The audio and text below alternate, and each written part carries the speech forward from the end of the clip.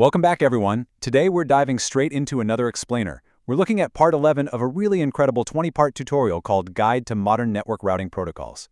This comes to us from Virtualization Options LLC, which is a fantastic technology research, education, and advisory organization based out of Colorado. In this specific chapter, Chapter 11, we are going to completely demystify EIGRP, an incredibly fast and uniquely designed routing protocol. Let's get right into it.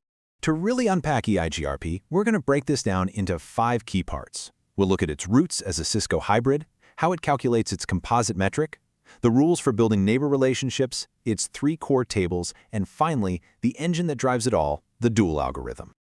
All right, Section 1, EIGRP, the Cisco hybrid.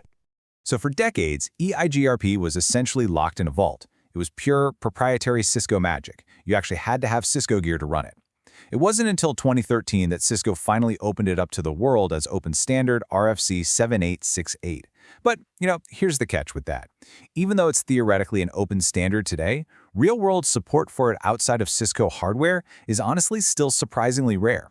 Its design perfectly illustrates why we call it a hybrid protocol. On one hand, it acts like a traditional distance vector protocol, meaning it shares routing info locally, just with its directly connected neighbors. But on the other hand, it converges with the blazing sub-second speed of a link state protocol. And the wild part? It does all this without needing to build that heavy, memory-intensive full topology map of the entire network like OSPF has to do. It's really the best of both worlds. Moving right along to Section 2, calculating the composite metric. Now, EIGRP doesn't use a lazy system for routing. It isn't just blindly counting how many router hops a packet has to jump through. Instead, it relies on a highly precise composite metric. This is a pretty complex mathematical value that ranks competing routes by evaluating multiple network variables at the exact same time. By default, this sophisticated calculation relies on 2 specific inputs, the bandwidth of the link and the delay of the link. By combining these 2 things, the protocol just inherently knows that a direct, high-speed fiber connection is vastly superior to some old, high-latency dial-up link. It makes highly intelligent routing decisions right out of the box. Okay, Section 3, building neighbor relationships. Routers will send out these hello packets to discover potential neighbors on the network. But EIGRP, it's like an incredibly strict dating app. 2 routers are only going to form a relationship if they match perfectly on 3 exact things: their autonomous system number, their metric K values, and their authentication passwords. If even one of those is off, there's absolutely no relationship. But once they are officially neighbors, EIGRP uses its own proprietary Reliable Transport Protocol, or RTP, to actually exchange data. And this is a massive, incredibly stable upgrade over something like RIP, which just relies on those chaotic, unacknowledged fire-and-forget UDP broadcasts. RTP actually guarantees that routing updates are delivered in order and that they're explicitly acknowledged by the receiver. That brings us to Section 4, the 3 core tables. To really grasp how EIGRP manages all this data, this 3-step flow is absolutely crucial. Step 1. All your directly connected neighbors are tracked in the neighbor table.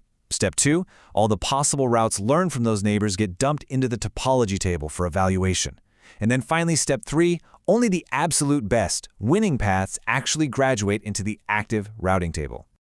Breaking it down like this, you can clearly see how EIGRP divides up the workload. The neighbor table is just there to manage connection states and hold timers.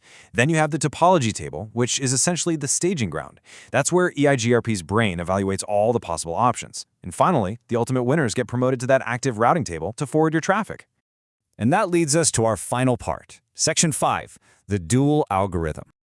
This right here is the sheer magic behind EIGRP's sub-second speed. Dual, which stands for Diffusing Update Algorithm, is the engine that actively pre-calculates loop-free backup paths.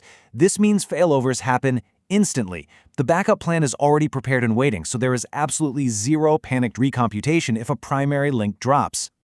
So, Dual looks at that topology table we mentioned earlier and starts assigning roles.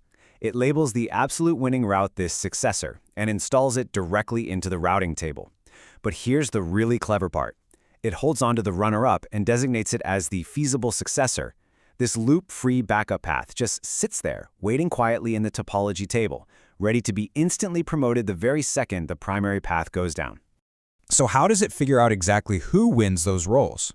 Well, Dual starts by calculating the feasible distance, or FD. This is simply your local router's own internal mathematical score for the absolute best path all the way to the destination network. Then, it takes that internal score and compares it to the reported distance. You can think of the reported distance as your neighbor basically shouting out over the network, "Hey, here is my metric score to reach that exact same destination." Now, to safely choose a backup path without accidentally creating a loop, Dual applies a very strict rule called the feasibility condition. This rule states that a neighbor's reported distance literally must be strictly less than your current feasible distance. Think about it. If their reported cost is lower than your best cost, it mathematically guarantees that the neighbor is actually closer to the destination than you are, which means a routing loop is entirely impossible. EIGRP is an absolute powerhouse of speed and efficiency, there is no denying that. But since real-world support outside of Cisco hardware is still pretty rare, I want to leave you with this final thought. Is the instant failover of the Dual algorithm really worth tying your entire network infrastructure to a single vendor? It's a massive architectural question you have to answer for yourself. Thanks for joining me for this explainer on Chapter 11, and keep on learning.